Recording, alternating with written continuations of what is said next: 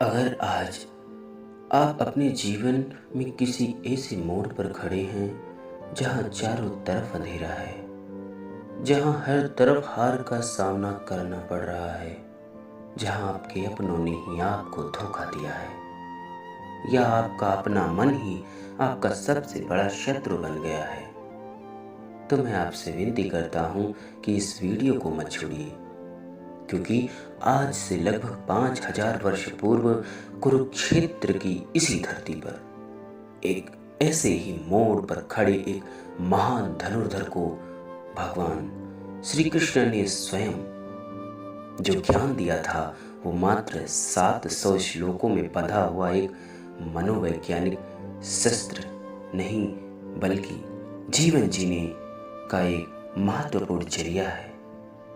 उस ग्रंथ का नाम है श्रीमद् भागवत गीता, और अगर आप उसकी मात्र 5 सूत्रों को भी अपने हृदय में धारण कर लेंगे, तो मेरा दावा है कि आपकी सोचने की क्षमता, आपकी सहन शक्ति और आपके जीतने का जज्बा पूरी तरह बदल जाएगा।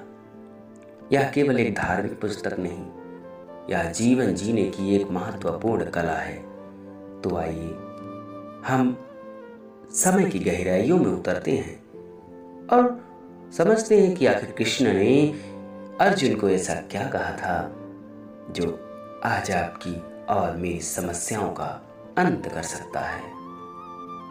दोस्तों, अधिकतर लोग सोचते हैं कि गीता की शुरुआत धर्म युद्ध से होती है, लेकिन वास्तव में गीता की शुरुआत एक अवसाद से होती है, गहरी उदासी से। और यही कारण है कि यह ग्रंथ आज के युग के लिए अत्यंत प्रासंगिक है, जहां का मनुष्य बाहरी दुनिया में तो सफल बहुत है, लेकिन भीतर से पूरी तरह टूटा हुआ है। अर्जुन कौन है? अर्जुन कोई साधारण व्यक्ति नहीं है। वह अपने युग का सर्वश्रेष्ठ योद्धा है। वह अद्वितीय है। उसने कभी कोई युद्ध नहीं हारा। वह सब्यसाची है जो दोनों हाथों से तीर चला सकता है। वह गांडीव का स्वामी है, लेकिन जब वह रथ के मध्य में बैठकर अपनी ही सेना के विपरीत अपने गुरु द्रोणाचार्य, अपने भीष्म पितामह और अपने संबंधियों को देखता है, तो उसका योद्धा मन एकाएक बैठ जाता है। गीता का पहला अध्याय है अर्जुन विषाद योग। यहाँ योग का अर्थ केवल शारीरिक कसरत नहीं है, बल्कि जुड़ाव है।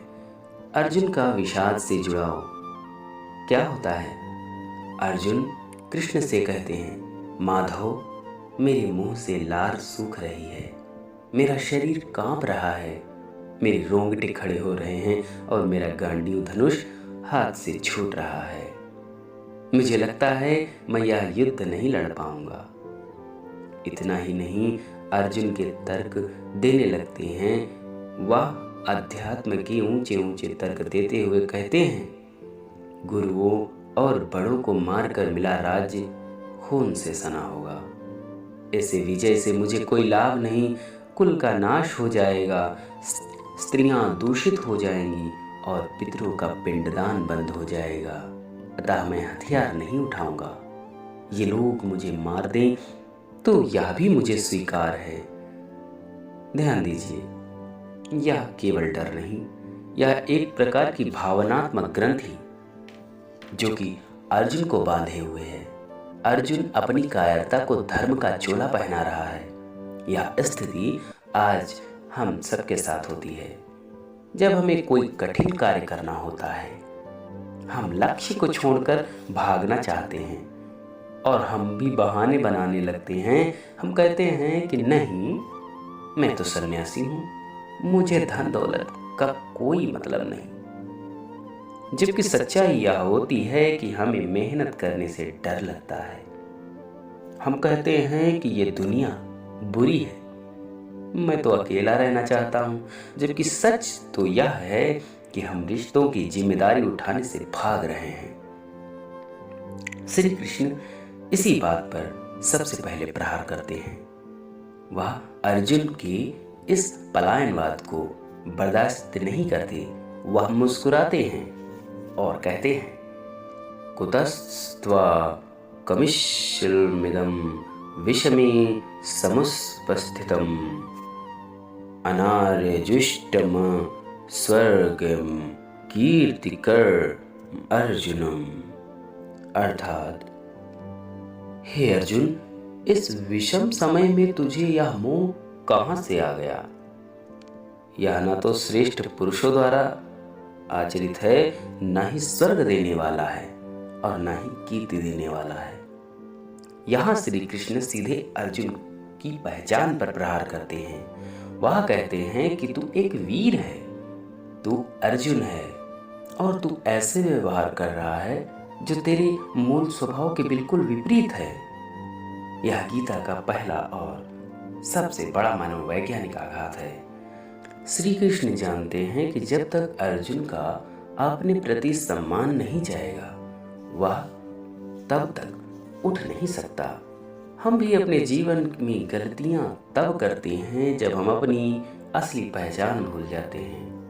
हम सोचते हैं कि हम कमजोर हैं, हम असफल हैं, हम अकेले हैं, लेकिन गीता कहती है कि तुम वो सब कुछ नहीं हो, तुम आत्मा हो। यहीं से गीता का दार्शनिक पक्ष प्रारंभ होता है। श्री कृष्ण कहते हैं कि अर्जुन अभी भी रो रहा है और भावनाओं में बह रहा है। इसलिए दूसरे अध्याय में वह रहस्य की पोटली खोलते हैं जो मानो आधुनिक विज्ञान और वेदांत का संगम है। यह केवल धर्म नहीं है, यह ब्रह्मांड की कार्य प्रणाली है। श्री कृष्ण कहते हैं, ना त्वेवाहं जातु नासं ना त्वं नेमे जनाधिपा ना चैव ना भविष्यामः सर्वे वयमतः परम। अर्थात, ना तो मैं कभी नहीं था, ना तुम कभी नहीं थे और न ये सब राजा लोग कभी थे, और ऐसा भी नहीं है कि भविष्य में हम सब नहीं रहेंगे। दोस्तों, इसे पहचानना बहुत आवश्यक है। हम अपनी उत्पत्ति और विनाश को लेकर सबसे अधिक भयभीत रहते हैं। हम सोचते हैं कि मेरे बिना सब खत्म हो जाएगा, मैं मर जाऊंगा तो सब शून्य हो जाएगा। श्री कृष्ण इस भ्रम का खंडन करते हुए कहते हैं कि ऊर्जा का सिद्धांत तो पढ़ते हो ना, जो पदार्थ है उसका कभी नाश नहीं होता, वो रूप बदलता है। ठीक उसी प्रकार शरीर के भीतर जो चेतन तत्व है, जिसे हम आत्मा या जीव कहते हैं, वह अविनाशी है। श्री कृष्ण बड़े सीधे शब्दों में कहते हैं, वसांसि जीर्णानि यथा विहाय नवानि गृह्णाति नवोपराणि तथा शरीराणि विहाय जीर्णान्यानि संयति नवानि देहि। अर्थात, जैसे मनुष्य पुराने वस्त्रों को उतार कर नए वस्त्र धारण कर लेता है, वैसे ही आत्मा पुराने शरीरों को त्याग कर नए शरीरों को धारण कर लेती है। जरा सोचिए, इन दो पंक्तियों में कितना गहरा दर्शन भरा है। जिस मृत्यु से हम सबसे ज्यादा भय खाते हैं, श्री कृष्ण उसे कपड़ा बदलने की सामान्य प्रक्रिया बता रहे हैं। वह अर्जुन से कहते हैं कि जो चीज सदा रहने वाली है उसके लिए शोक मत करो, और जो चीज नाशवान है वह तो वैसे भी एक नए दिन नष्ट हो जाएगी। तो जो अनिवार्य है उसके लिए चिंता करने का क्या लाभ है? यहाँ श्री कृष्ण हमें शरीर के भीतर रहने वाले देही और शरीर यानी कि देह के भेद को समझाने का प्रयास कर रहे हैं। वह आगे की इस आत्मा की विशेषताएं बताते हैं। नैनम छिन्दन्ति शस्त्राणि नैनम दाहति पावका न चैनम क्लेदयन्त्यापो न शोषयति मारुता। इसे न शस्त्र काट सकते हैं, न अग्नि जला सकती है, न जल गला सकता है और न वायु सुखा सकती है। यह आत्मा अच्छेद्य, अदाह, अक्लेद्य और अशोष्य है। दोस्तों, यह ज्ञान कोरा सिद्धांत नहीं है, इसका अत्यंत गहरा मनोवैज्ञानिक प्रभाव है। हमारे जीवन का 99% भय शरीर के नाश से जुड़ा होता है। बीमारी का डर, बुढ़ापे का डर, चोट लगने का डर और अंततः मृत्यु का डर। लेकिन जब आप यह स्वीकार लेते हैं कि मैं शरीर नहीं हूं, तो मैं इस शरीर का संचालक हूं, तो आपका दृष्टिकोण पूर्णतः बदल जाता है। अभ्यास के लिए आज से ही यह करना है। जब कभी आपको बहुत अधिक तनाव हो या शरीर में कोई व्यथा हो, तो अपनी आंखें बंद कीजिए और 3 बार अपने मन से कहिए, यह शरीर बदल रहा है, मैं नहीं। यह पीड़ा शरीर की है, मेरी नहीं। मैं तो दृष्टा हूं। यह एक साधना है और इसी का नाम है स्थिति प्रज्ञता। श्री कृष्ण आगे चलकर बताते हैं कि स्थिति प्रज्ञ मनुष्य कैसा होता है। वह न सुख में फूलता है, न दुख में गिरता है।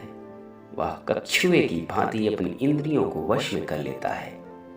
यह अवस्था केवल सन्यासियों के लिए नहीं है, यह हर उस व्यक्ति के लिए है जो इस संसार रूपी रणभूमि में विजय प्राप्त करना चाहता है। और अब हम आते हैं श्रीमद् भगवत गीता के सबसे प्रसिद्ध और सबसे अधिक उद्धृत किए जाने वाले सिद्धांत पर। यह सिद्धांत है कर्मयोग। यह केवल एक श्लोक नहीं, यह संपूर्ण गीता का सार है। अगर कोई व्यक्ति पूरी गीता नहीं पढ़ सकता और वह केवल इस एक सिद्धांत को समझ ले, तो उसका भी जीवन धन्य हो सकता है। श्री कृष्ण कहते हैं, कर्मण्येवाधिकारस्ते मा फलेषु कदाचन मा कर्मफल हेतुर्भूमा ते संगोऽस्त्व कर्माणि। अब इसका साधारण अर्थ तो यही है कि तेरा अधिकार केवल कर्म करने में है, उसके फलों में नहीं। इसलिए ना तो तू कर्म फल का कारण बन और ना ही कर्म करने के लिए तेरी आसक्ति हो। लेकिन दोस्तों, यह इतना सरल नहीं है। इस श्लोक को लेकर सदियों से भ्रांतियां फैली हुई हैं और आज मैं उन सब का निवारण करता हूं। पहली भ्रांति, लोग सोचते हैं कि फल की इच्छा ही नहीं करनी चाहिए, तो मेहनत क्यों करें, बैठे रहो, जो होगा देखा जाएगा। तो यह घोर आलस्य और निकम्मापन है। श्री कृष्ण ने इस भूल को दूर करने के लिए दूसरी पंक्ति दी, मां ते संगोऽस्त्व कर्माणि, मतलब अकर्मण्यता में भी तेरी आसक्ति ना हो। कृष्ण स्पष्ट आदेश देते हैं कि तुझे कर्म करना ही होगा, तू भाग नहीं सकता। निष्क्रियता मृत्यु है, कर्म ही जीवन है। दूसरी भ्रांति, लोग पूछते हैं कि अगर फल की इच्छा नहीं होगी तो मोटिवेशन कहां से आएगी, बिना लालच के काम कैसे होगा। यह एक अत्यंत व्यवहारिक प्रश्न है। इसका उत्तर देते हुए कृष्ण कहते हैं, तुम्हारी प्रेरणा फल से नहीं बल्कि कर्तव्य से आनी चाहिए। तुम एक मशीन नहीं हो जो केवल पुरस्कार के लिए चले, तुम मनुष्य हो। मैं आपको एक उदाहरण देता हूं। मान लीजिए आप एक किसान हैं।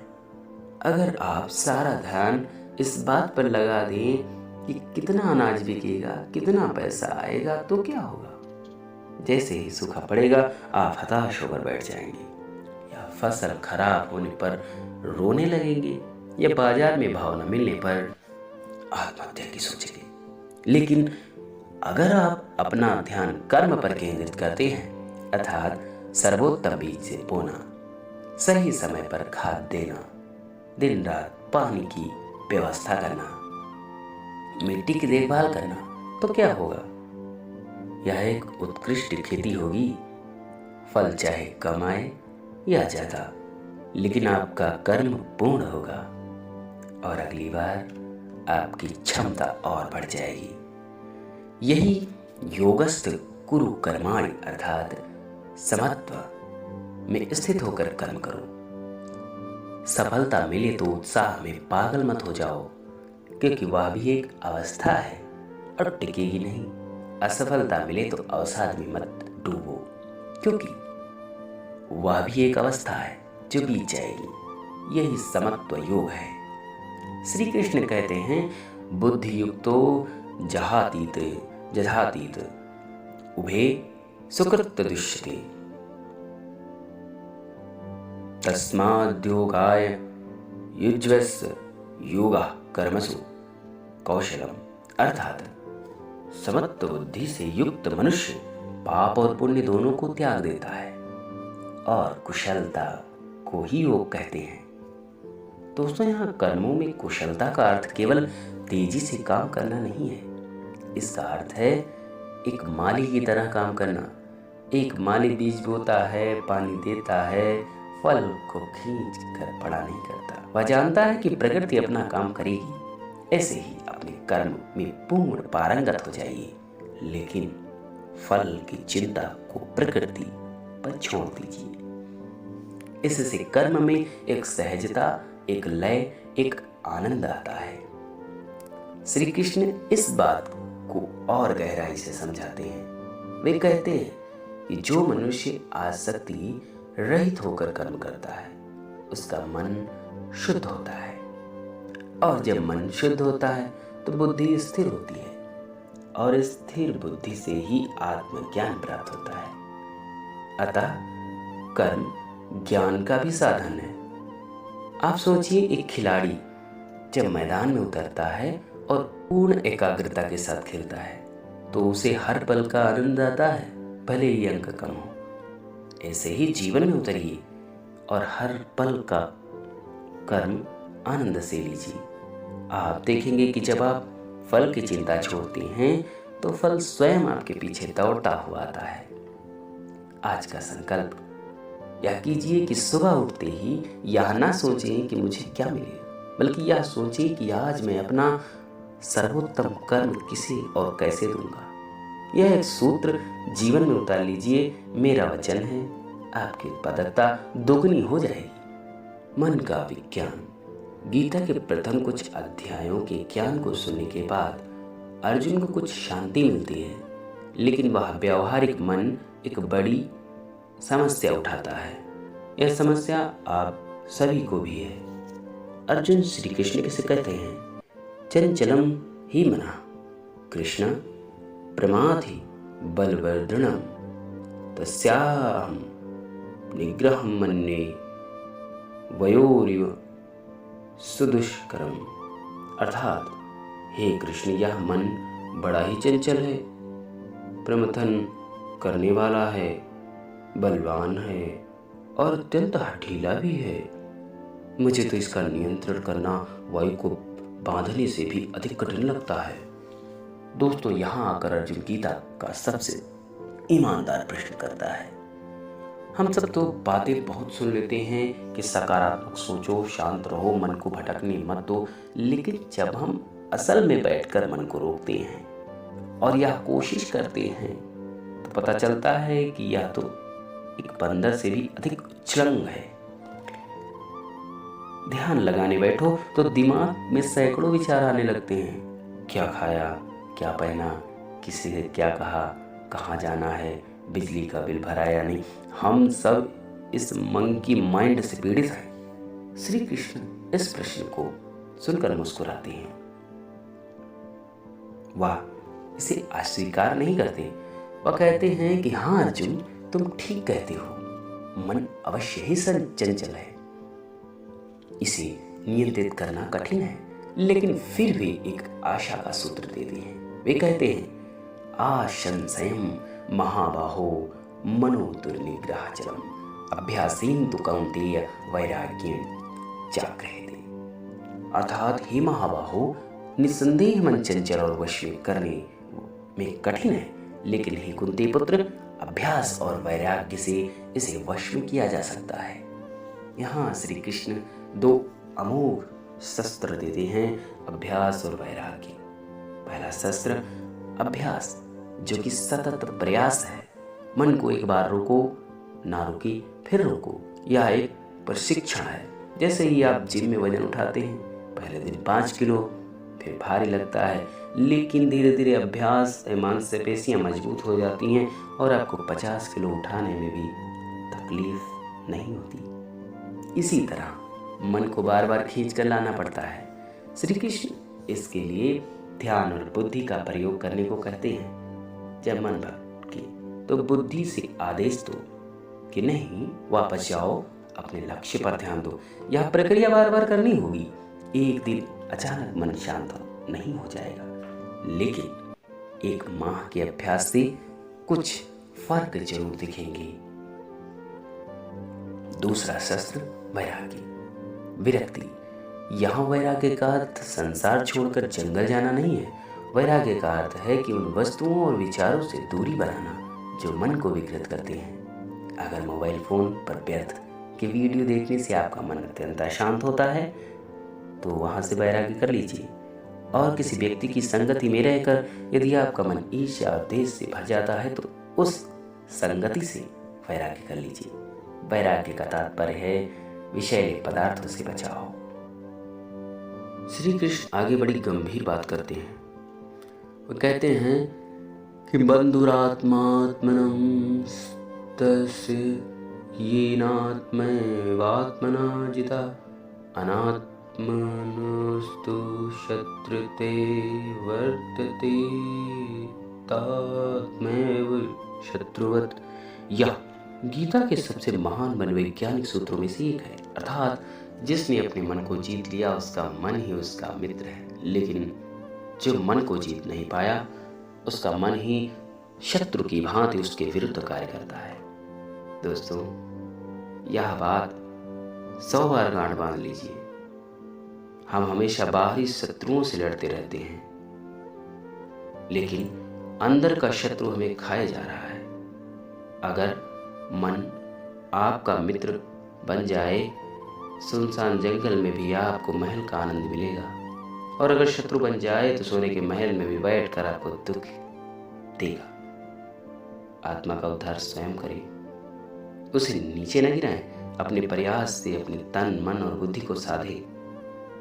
और अब हम आते हैं इस अमृतमय ग्रंथ के चरमोत्कर्ष पर। यहाँ श्री कृष्ण अर्जुन को तार्किक रूप से समझा दिया कि उन्होंने सांख्य का मार्ग बताया, कर्म का मार्ग बताया, मन पर विजय का मार्ग बताया, किंतु अर्जुन एक जिज्ञासु शिष्य है। उसके मन में अभी एक और गांठ है। वह सोचता है कि ये सब मुझे कहा जा रहा है, लेकिन इसे कहने वाले का वास्तविक स्वरूप क्या है? ये मेरे सखा कृष्ण हैं, जिनके साथ मैंने माखन खाया, जिनके साथ हंसी मजाक किया। क्या यही परम ब्रह्म है? अर्जुन 11वें अध्याय में अत्यंत विनीत भाव से कहता है, प्रभु, यदि आप समझते हैं कि मैं इस योग्य हूं तो मुझे अपना वो विराट ईश्वरीय रूप दिखाइए। श्री कृष्ण कहते हैं, अर्जुन, तुम इन भौतिक नेत्रों से इस रूप को नहीं देख सकते। मैं तुम्हें दिव्य दृष्टि प्रदान करता हूँ, और फिर जो कुछ घटित होता है वह संपूर्ण सृष्टि के इतिहास में सबसे भव्य और भयावह घटना है। श्री कृष्ण अपना विश्व रूप प्रकट करते हैं। अर्जुन क्या देखता है? वह देखता है कि भगवान के उस एक रूप में हजारों भुजाएं, हजारों पेट, हजारों मुख, सब कुछ समाया है। वहां कोई आदि नहीं, कोई मध्य नहीं और कोई अंत नहीं। अर्जुन देखता है कि सूर्य और चंद्रमा उनके नेत्र हैं, संपूर्ण आकाश उनका ओढ़ना बिछौना। इससे भी अधिक भयावह अर्जुन देखता है कि युद्ध के मैदान में उसके सामने खड़े सभी योद्धा, भीष्म, द्रोण, कर्ण, दुर्योधन, सब एक तीव्र गति से भगवान के भयंकर मुखों में प्रवेश कर रहे हैं और चबाए जा रहे हैं। वहां सब कुछ नष्ट हो रहा है। अर्जुन भय से कांप उठता और चिल्लाकर कहता है, दिशो न जानी न लभे न शर्मा प्रसीद देवेश जन्निवास। अर्थात मैं दिशाएं नहीं जानता, मुझे शांति नहीं मिल रही। हे देवेश, हे जगन्निवास, मुझ पर प्रसन्न हो जाइए। यहाँ श्री कृष्ण ऐसा सत्य कहते हैं जो समय के दांतों से भी अधिक शक्तिशाली है। वह कहते हैं, कालोऽस्मि लोकक्षय कृत्प्रत्यध्यो लोकान् संहार्तुमिव प्रवृत्तः। अर्थात मैं संपूर्ण लोकों का नाश करने वाला बढ़ा हुआ काल हूँ। इस समय सब लोगों का संहार करने के लिए प्रवृत्त हुआ हूँ।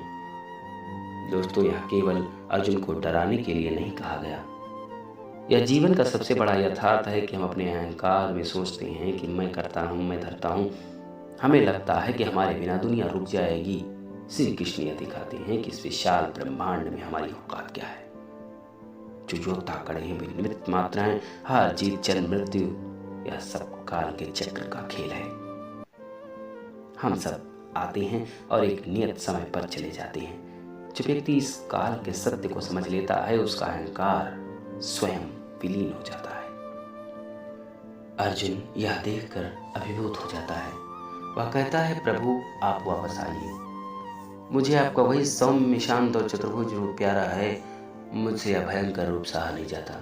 श्री कृष्ण वापस अपने मानवीय रूप में आ जाते हैं और अर्जुन को शांत करते हैं। और फिर इसके बाद आता है गीता का सर्वोच्च उपदेश। वह उपदेश जो संपूर्ण वैदिक दर्शन का सार है और जिसे हम चरम श्लोक कहते हैं। अब तक श्री कृष्ण ने कहा था, कर्म करो, ज्ञान करो और मन को साधो, ध्यान करो।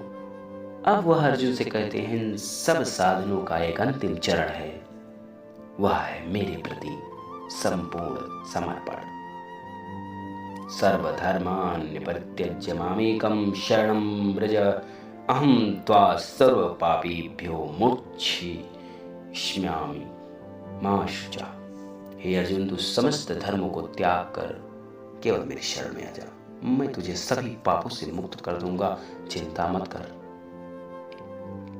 दोस्तों, यहाँ शरणागति का अर्थ हार मान लेना नहीं या कायरता बिल्कुल नहीं।